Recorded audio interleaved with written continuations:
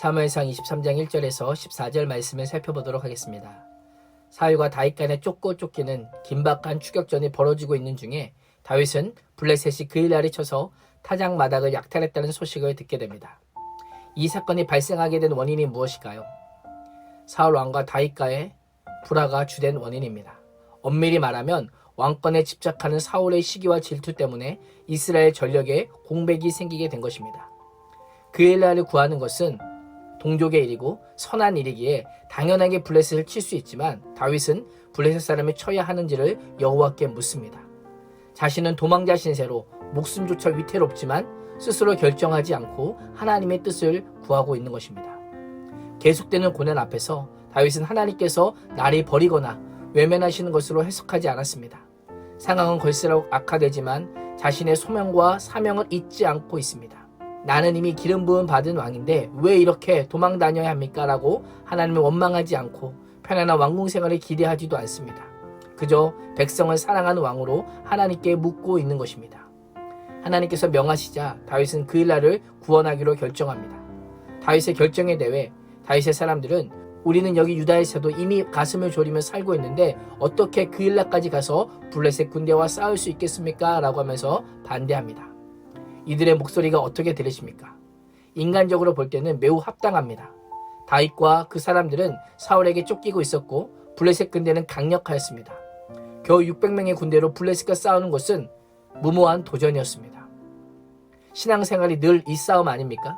하나님의 말씀과 합리적인 현실 앞에서 무엇을 결정해야 할 것인가? 분명히 하나님의 말씀은 순종인데 현실 앞에서 작아지고 물러서고 고민하는 우리의 모습을 보게 됩니다. 하나님의 일은 인간적인 계산으로 되는 것이 아니라 하나님의 능력으로 됩니다. 그 일이 하나님의 뜻이고 순종하기만 하면 하나님께서 그 일을 이루십니다. 부하들의 반대에도 불구하고 하나님의 명령에 순종하자 하나님께서는 블레셋 사람의 손에서 그일갈 주민을 구원하십니다. 다윗이 그일갈에 머문다는 소식을 들은 사울은 다윗이 성 안에 있기에 도간에 든 쥐라고 생각했습니다. 이때야말로 하나님이 다윗을 내 손에 넘기신 기회로 여겼던 것입니다.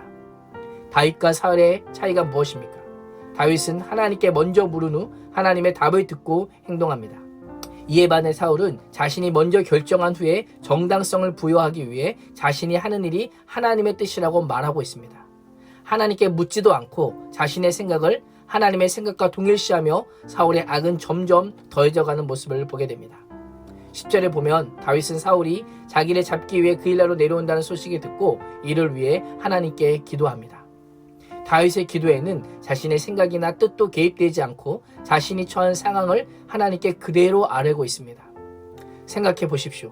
자신을 죽이기 위해 사울이 모든 백성을 군사로 이끌고 오는데 인간적으로 볼 때 이 상황이 하나님께 묻고 하나님께 답을 구해야 할 때입니까? 기도하기 전에 움직여야 할 때입니다. 그럼에도 불구하고 다윗은 주의 종에게 일러주옵소서라고 하며 하나님께 간구합니다. 하나님께서는 그가 내려오리라 라고 말씀하십니다. 다윗은 다시 그일갈 사람들이 나와 내 사람들을 사울의 손에 넘기겠나이까 라고 하나님께 묻자 그들이 너를 넘기리라 라고 하나님은 말씀하십니다. 그일갈 사람들이 자신들을 블레셋의 손에서 구하여 준 다윗에 대한 신뢰를 저버리고 자신들의 이익과 안전을 위해 다윗을 사울의 손에 넘겨줄 것이라고 말씀하고 있는 것입니다. 그일갈 사람들이 어떻게 보이십니까? 이것이 세상의 모습입니다. 이 세상은 언제라도 은혜를 원수로 갚을 수 있습니다. 은혜 받을 때는 감사하면서도 위기 앞에서는 등을 돌리고 배신하는 것이 세상의 모습인 것입니다. 다윗의 입장에서는 매우 속상하고 분하고 억울하여서 원수를 갚을 수도 있지만 13절에 보면 다윗은 그일갈을 떠나 자신이 갈 수 있는 곳으로 갑니다. 아무런 말 없이 조용히 떠납니다. 이런 다윗의 모습이 어떻게 보이십니까? 바보처럼 보이십니까? 아니면 참 하나님의 사람답게 보이십니까? 세상의 눈으로 보면 누가 봐도 바보입니다. 세상에 이런 바보가 없습니다. 그러나 믿음의 눈으로 보면 하나님의 말씀에 순종하는 믿음의 사람입니다. 믿음의 사람이 될 수 있는 비결이 무엇입니까? 매 순간, 매 선택마다 하나님께 물으며 하나님의 뜻을 따라가고 있기 때문입니다. 오늘도 우리의 인생은 하나님의 손에 달려있음을 믿으면서 하나님께 묻고 하나님의 말씀에 따라 걷는 하나님의 마음에 합한 사람이 되시기를 주님의 이름으로 축원합니다. 기도하겠습니다.